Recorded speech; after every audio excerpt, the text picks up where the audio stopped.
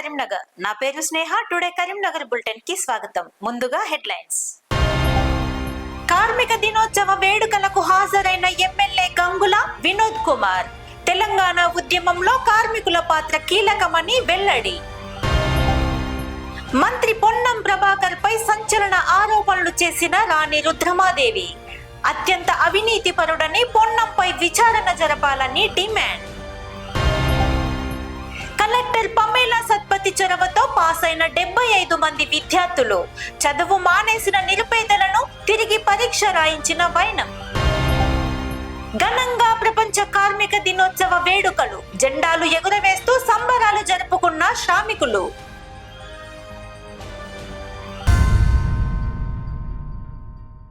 తెలంగాణ ఉద్యమంలో కార్మికుల పాత్ర మరవలేనిదని ఎమ్మెల్యే గంగుల కమలాకర్ అన్నారు. ప్రపంచ కార్మికుల దినోత్సవాన్ని పురస్కరించుకొని కరీంనగర్ లోని పలు ప్రాంతాల్లో నిర్వహించిన మేడే వేడుకల్లో బీఆర్ఎస్ ఎంపీ అభ్యర్థి వినోద్ కుమార్ మేయర్ సునీల్ రావులతో కలిసి జెండా ఎగురవేసి సంబరాలు జరుపుకున్నారు.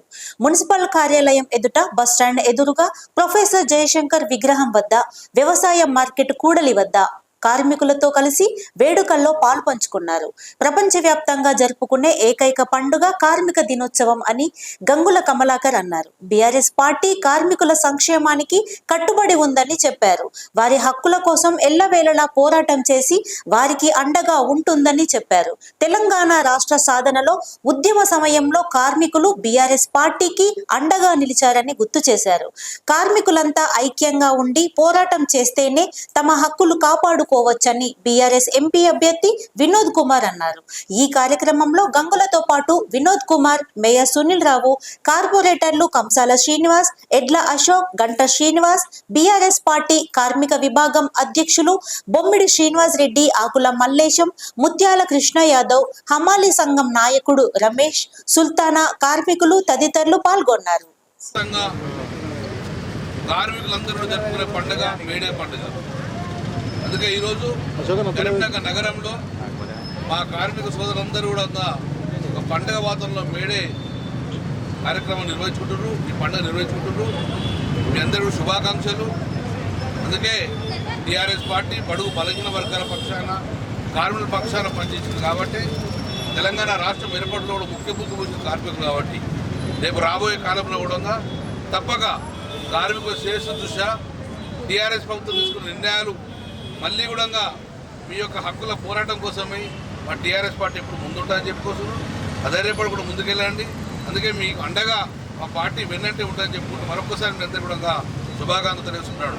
గంగుల కమలాకర్ గారు స్థానిక శాసనసభ్యులు, మేయర్, అదేవిధంగా ఎడ్ల అశోక్ గారి నాయకత్వాన మేమందరి వివిధ కార్మిక సంఘాల దగ్గరికి వెళ్ళి మరి భారత రాష్ట్ర ట్రేడ్ యూనియన్ నాయకత్వాన జెండాలు ఆవిష్కరిస్తున్నాము. చాలా సంతోషం. కార్మికులకు ఒకటి అర్థమైపోయింది ఏంటంటే, అందరం ఐక్యంగా ఉంటేనే, పోరాటం చేస్తేనే తమ హక్కులు కాపుకోగలుగుతారు, తమ వేతనాలను పెంచుకోగలుగుతారు. ఇంతకుముందు మున్సిపల్ కార్మికుల దగ్గరికి వెళ్తే కూడా మరి కేసీఆర్ గారు ప్రభుత్వం మేడేనాడు 1000 రూపాయలు మాకు పెంచిందన్నారు. ఇంకొక హక్కులు మాకు ఇంకా పెంచాలని చెప్పి కూడా అడిగినారు. మరి మేడే నాడు తమ హక్కుల కోసం కొట్లాడేది మరి ఈ శుభదినాన మీ నిర్ణయాలు తీసుకోవడానికి మీకు అందరికీ కూడా శుభాకాంక్షలు తెలియజేస్తున్నాను. రాష్ట్ర రవాణా మంత్రి పొన్నం ప్రభాకర్ అత్యంత అవినీతిపరుడని బీజేపీ అధికార ప్రతినిధి రాణి రుద్రమాదేవి ఆరోపించారు. కరీంనగరంలోని ఎంపీ కార్యాలయంలో ఎస్సీ మోర్చా జాతీయ కార్యదర్శి కుమార్, సోలంకి శ్రీనివాస్లతో కలిసి మీడియాతో మాట్లాడారు. ఈ సందర్భంగా పొన్నం ప్రభాకర్ పై సంచలన ఆరోపణలు చేశారు. ఓ పేరు మోసిన ట్రావెల్స్ అధినేత నుండి 1.5 కోటి విలువైన కారును తీసుకున్నారని ఆరోపించారు. ఎన్టీపీసీ బూడిద నుండి లంచాలు తీసుకున్న ఘనత పొన్నం ప్రభాకర్ కే దక్కుతుందని ఎద్దేవా చేశారు. బూడిద తీసుకెళ్లే లారీలను ఆపేసి కాంట్రాక్టర్ను బెదిరించి 2 కోట్లు వసూలు చేశారని తెలిపారు. మరోసారి 6 కోట్లు వసూలు చేశారని చెప్పారు. కాంగ్రెస్ పార్టీ అంటేనే స్కాములకు కేర్ ఆఫ్ కాంగ్రెస్ గా పేరుగాంచిందని చెప్పారు. 2G, సహారా, బొగ్గు, ఈఎస్ఐ స్కామ్లతో దేశాన్ని భ్రష్టు పట్టించిన పార్టీ కాంగ్రెస్ అని గుర్తు చేశారు. ఎంఎస్ఆర్ మన్వడు రోహిత్ కు టికెట్ ఇస్తానంటూ 10 కోట్లు ఖర్చు పెట్టించింది వాస్తవం కాదా అని ప్రశ్నించారు. గ్రానైట్ లీజు పేరుతో క్వారీ యజమానులను లాభం రాకుండా కుటుంబ సభ్యులను దోచిపెడతారని ఆరోపించారు. ఎమ్మెల్యే గంగుల వద్ద 5 కోట్లు తీసుకుని హుస్నాబాద్ కు పారిపోయాడని తెలిపారు. బూడిద స్కామ్ పై విచారణ జరపాలని డిమాండ్ చేశారు. బండి సంజయ్ చేసిన అభివృద్ధి పోరాటాలపై సమగ్ర వివరాలతో బుక్లెట్ రూపంలో ప్రజల ముందుంచామని, దమ్ముంటే వాటిపై మాట్లాడాలని సవాల్ విసిరారు. ఈ సమావేశంలో రాణి రుద్రమాదేవితో పాటు ఎస్ కుమార్, సోలంకి శ్రీనివాస్, బీజేపీ నేతలు, కార్యకర్తలు తదితరులు పాల్గొన్నారు. పొన్నం ప్రభాకర్ గారు కరీంనగర్ పార్లమెంటు ఎన్నికల ఇన్ఛార్జ్ మంత్రి, హుస్నాబాద్ ఎమ్మెల్యే ఎన్నికల ప్రచారం చేస్తూ ఆయన బీజేపీని టార్గెట్ చేసి మాట్లాడుతున్నారని అనుకున్నాడు. కానీ పొన్నం ప్రభాకర్ గారు ఇప్పటిదాకా కరీంనగర్ ప్రజలకు, హుస్నాబాద్ ప్రజలకు సున్నం పెట్టిండు. ఇప్పుడు రేవంత్ రెడ్డి గారికి సున్నం పెట్టాలని చూస్తుంది. ఎందుకంటే నిన్నదాకా మొన్న వెల్చాల రాజేందర్ రావు గారు, కాంగ్రెస్ పార్టీ అభ్యర్థి వెల్చాల రాజేందర్ రావు గారు చాలా స్పష్టంగా చెప్పిన విషయం ఏంటంటే, రాహుల్ గాంధీని తీసుకొచ్చి ఇక్కడ ముఖ్యమంత్రిని చేస్తాడు. కరీంనగర్లో వెల్చాల రాజేందర్ రావు గారికి ఓటేస్తే వెల్చాల రాజేందర్ రావు గారు పోయి రాహుల్ గాంధీ గారిని తీసుకొచ్చి తెలంగాణలో ముఖ్యమంత్రిని చేస్తా అని చెప్పిండు. అంటే ఇలా రేవంత్ రెడ్డి గారిని ముఖ్యమంత్రి సీట్లకు వెళ్ళి దింపుతారే కదా అర్థం, అంతే కదా. రేవంత్ రెడ్డి గారిని ముఖ్యమంత్రి సీట్లకు వెళ్ళి దింపేటందుకు కంగనం కట్టుకొని దిగుతున్నారు అన్నట్టు పొన్నం ప్రభాకర్ గారు, వెల్చాల రాజేందర్ గారు, కాంగ్రెస్ పార్టీకి సంబంధించినటువంటి నాయకులు. ఇవాళ పొన్నం ప్రభాకర్ గారికి వారు మాట్లాడినటువంటి మాటలు ప్రజలు వింటే భారతీయ జనతా పార్టీ ఎంత మెజారిటీతో గెలుస్తుందో మనకు అర్థమవుతుంది. ఇవాటి స్టేట్మెంట్లోనే ఇంకో ముచ్చట కూడా చెప్పింది ఆయన. వినోద్ కుమార్ గారు అసలు లైన్లోనే లేరు, వినోద్ కుమార్ గారిని పట్టించుకోవాల్సినటువంటి అవసరమే లేదు. అంటే బీఆర్ఎస్ పార్టీ ఓడిపోతుంది అనేది కాంగ్రెస్ పార్టీ డిక్లేర్ చేసింది.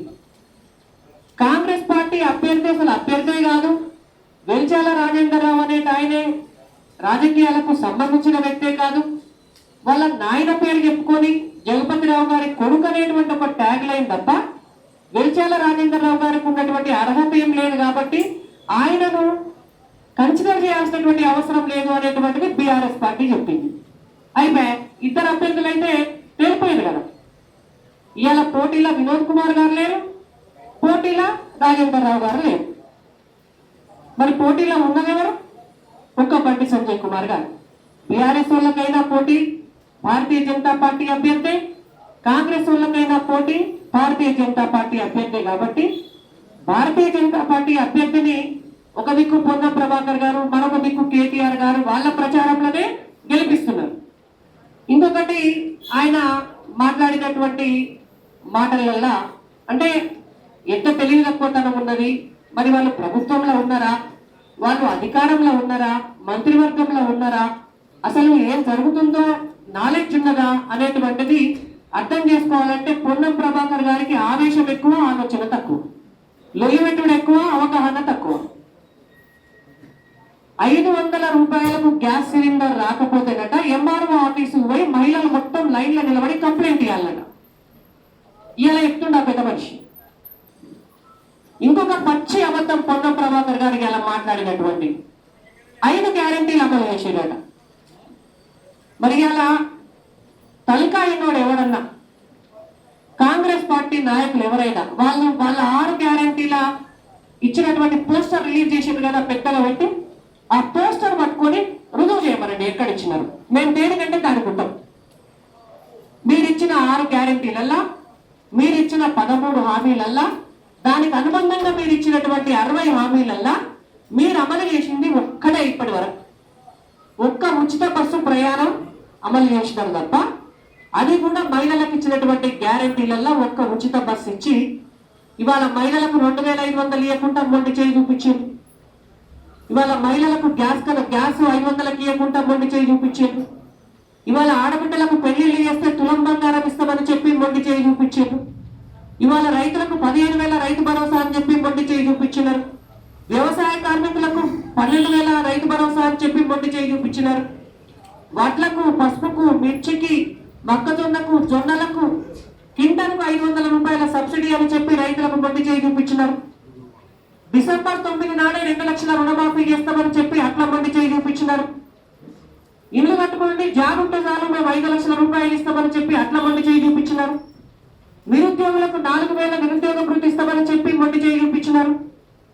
ఉద్యోగ నోటిఫికేషన్లు ఇచ్చి మొత్తం జాబ్ క్యాలెండర్ రిలీజ్ చేస్తామని చెప్పి మొండి చేయి చూపించినారు. విద్యార్థులకు కావాల్సినటువంటి ఇంటర్నేషనల్ స్కూల్స్ ప్రతి మండలంలో పడతామని చెప్పి ఇవాళ దాకా ఊసు లేకుండా మొండి చేయి చూపించినారు. వృద్ధులకు వితంతువులకు 4,000 పెన్షన్ ఇస్తామని చెప్పి మొండి చేయి చూపించినారు. ఇలా మీరు ఏం చేసిండ్రు? ఏం చేయలే. అబద్ధాలు చెప్పుకుంటా, గారడీ మాటలు చెప్పుకుంటా, 6 గ్యారెంటీలు చేస్తామని చెప్పుకుంటా తిరుగుడు తప్ప, గాలి తిరుగుడు, లొల్లి పెట్టుడు, దెబ్బల రాళ్ళేసి కొడితే డబడబడబడ అన్నట్టుగా పొన్నం ప్రభాకర్ గారు ఎక్కడ వెళ్ళినా దాన్ని లొల్లి పెట్టుడు తప్ప వేరే ఏం చేస్తలేదు. కాబట్టి మేము ఒకటే చెప్తున్నాం పొన్నం ప్రభాకర్ గారికి, మీ 6 గ్యారెంటీలు అమలు చేస్తే ప్రజల దగ్గరికి పోయి మీరు ఓట్లు అడగండి.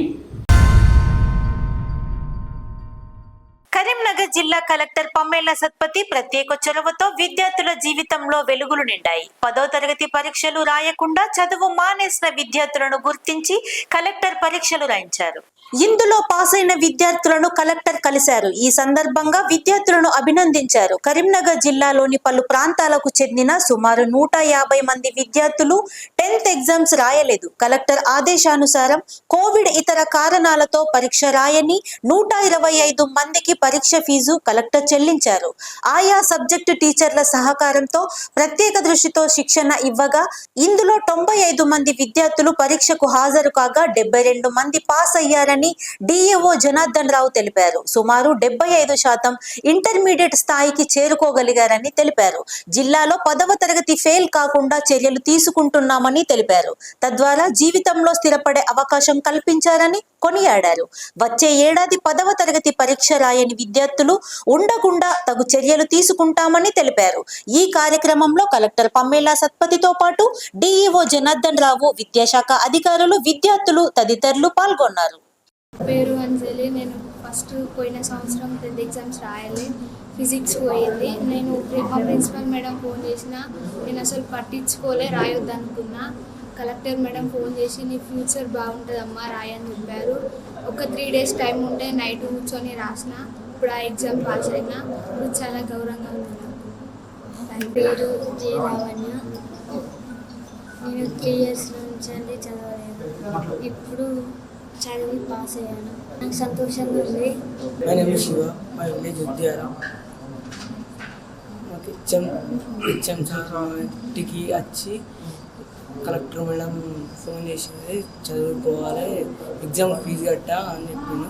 నాకు చాలా సంతోషం అనిపించింది. సార్ కలెక్టర్ మేడం దగ్గరికి తీసుకొచ్చిండు. సార్లు కూడా మేడాలు కూడా ఇంటికి వచ్చి చెప్పారు, స్కూల్కి కూడా రమ్మన్నారు, చదివించారు. జిల్లాలో మొట్టమొదటిసారిగా కలెక్టర్ గారి ఆదేశానుసారం గతంలో కోవిడ్ సందర్భంగా పిల్లలు వివిధ కారణాల వల్ల 10th క్లాస్ పరీక్ష రాయలేకపోయిన వారిని తీసుకోమని చెప్పడం జరిగింది. అందులో భాగంగా కోవిడ్ నుంచి మొన్నటి దాకా దాదాపుగా 150 పిల్లల్ని ఐడెంటిఫై చేసినాం. ఐడెంటిఫై చేసిన పిల్లలందరికీ కూడా కమ్యూనికేట్ చేసాం. ఇందులో భాగంగా 125 మంది పైగా పిల్లలు పరీక్ష ఫీజు కట్టినారు. పరీక్ష ఫీజు కట్టిన పిల్లలందరికీ కూడా సంబంధిత ప్రధానోపాధ్యాయులు, సబ్జెక్ట్ టీచర్లు అందరూ కూడా రెగ్యులర్గా వాళ్ళని ట్రైనింగ్ చేయడం జరిగింది. ఈ గ్యాప్ ఎంత ఉన్నప్పటికీ కూడా పిల్లల్ని అప్డేట్ చేసి పరీక్షకి జనవరి 23వ తారీఖు నుంచి మేము సన్నద్ధం చేయడం జరిగింది. పరీక్షలో భాగంగా దాదాపుగా 95 మంది పిల్లలు పరీక్షకు అపేర్ అయినారు.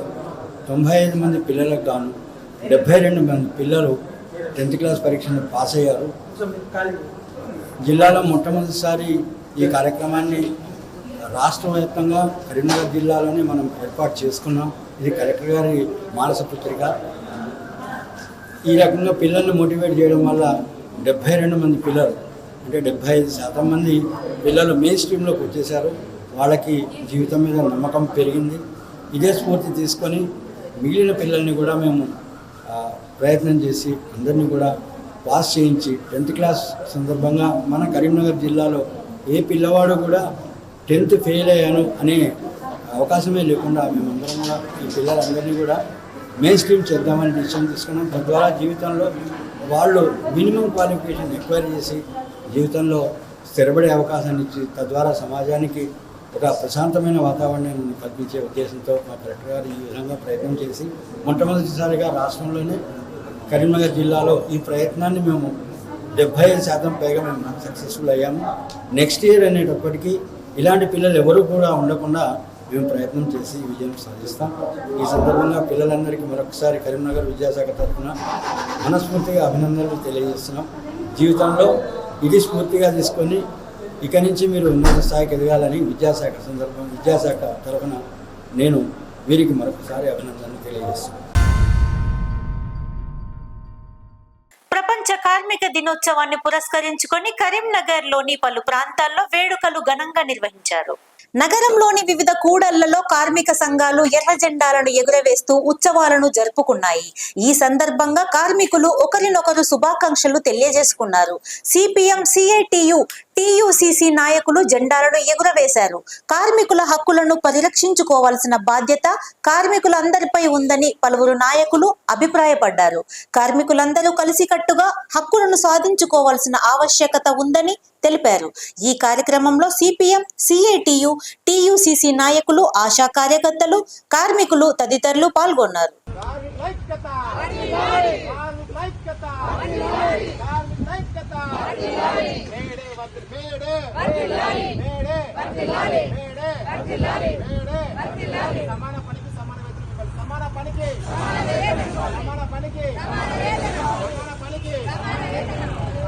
ఆర్డర్ వర్ధిల్లాలు మేడే, వర్ధిల్లాలు మేడే. జోహార్ చికాగో అమర వీరులకు, జోహార్ చికాగో. నశించాలి కార్మిక వ్యతిరేక విధానాలు. జిందాబాద్ సిఐటియు. నరేంద్ర మోడీ ప్రభుత్వం కార్మికుల హక్కులను కాలరాస్తున్నాయని జిల్లా ఏఐటిసి ఉపాధ్యక్షులు పిట్టల శ్రీనివాస్ అన్నారు. మేడే సందర్భంగా కరీంనగర్ జిల్లా తిమ్మాపూర్ మండలంలోని మక్తపల్లి, నల్లగొండ, పర్లపల్లి గ్రామాల్లో పిట్టల శ్రీనివాస్ ఆధ్వర్యంలో ఎర్ర జెండాను ఎగురవేశారు. కార్మికులు సాధించుకున్న చట్టాలను రద్దు చేసి హక్కులను మోదీ సర్కార్ కాలరాస్తోందని పిట్టల శ్రీనివాస్ విమర్శించారు. హక్కుల పరిరక్షణ కోసం మేడే స్ఫూర్తిని కొనసాగించాలని పిలుపునిచ్చారు. పోరాడి సాధించుకున్న కార్మికుల హక్కులను కేంద్ర ప్రభుత్వం కాలరాస్తుందని ఆరోపించారు. ఈ కార్యక్రమంలో ఏఐటిసి జిల్లా ఉపాధ్యక్షులు పిట్టల శ్రీనివాస్, ఎంపీటీసీ ముప్పిడి సంపత్ రెడ్డి, కాంగ్రెస్ పార్టీ మండల ప్రధాన కార్యదర్శి గొట్టిముక్కల సంపత్ రెడ్డి, కాంగ్రెస్ పార్టీ గ్రామ శాఖ అధ్యక్షులు కాసర్ల సంపత్, కట్కూరి రాజిరెడ్డి, సంగం శ్రీనివాస్ తదితరులు పాల్గొన్నారు. 138వ మేడే జెండా ఆవిష్కరించడం జరిగింది పర్లపల్లి గ్రామంలో. మరియు పర్లపల్లి, మక్తపల్లి, నల్లగొండ, అదేవిధంగా పోలంపల్లి అండ్ పలు గ్రామాల్లో జెండాను ఆవిష్కరించుకోవడం జరిగింది. హమాలీ కార్మికులకు సంక్షేమ బోర్డు వెంటనే ఏర్పాటు చేయాలని, హమాలీ కార్మికులకు పిఎఫ్, ఈఎస్ఐ సౌకర్యం కల్పించాలని, అలాగే భవన నిర్మాణ శాఖకు కార్మికులకు 10 లక్షల రూపాయలు ప్రమాదవశాత్తు బీమా కల్పించాలి. అలాగే ఉపాధి హామీ కార్మికులకు కానీ, అలాగే అంగన్వాడీ, ఆశా కార్యకర్తలకు, పలు కార్మికులకు మరియు భవన నిర్మాణ శాఖకు సంబంధించి కొన్ని బిల్లులు పెండింగ్ ఉండడం జరిగింది. దాన్ని వెంటనే పరిష్కరించాలని, చెల్లించాలని కోరుకోవడం జరుగుతుంది. అలాగే హమాలీ కార్మికులకు వెంటనే సంక్షేమ బోర్డు ఏర్పాటు చేయాలి. సమాన పనికి సమాన వేతనం ఇవ్వాలని, మరియు 8 గంటల పనిని 12 గంటలు కుదించే విధంగా గవర్నమెంట్ చేస్తూ ఉంది. దీనికి వెంటనే 8 గంటలు చేయాలని, అలాగే 44 చట్టాలను 4 కోడ్లుగా తీసుకురావడం జరిగింది. దాన్ని వెంటనే రద్దు చేయాలని, 44 కార్మిక చట్టాలను అమలు చేయాలని మేము కోరడం జరుగుతుంది. ఈ కార్యక్రమానికి ప్రజాప్రతినిధులు మరియు కార్మికులు అందరూ కూడాను రావడం జరిగింది. పెద్ద ఎత్తున హాజరు కావడం జరిగింది. ఇంతటితో టుడే కరీంనగర్ బులెటిన్ సమాప్తం. Thank you all.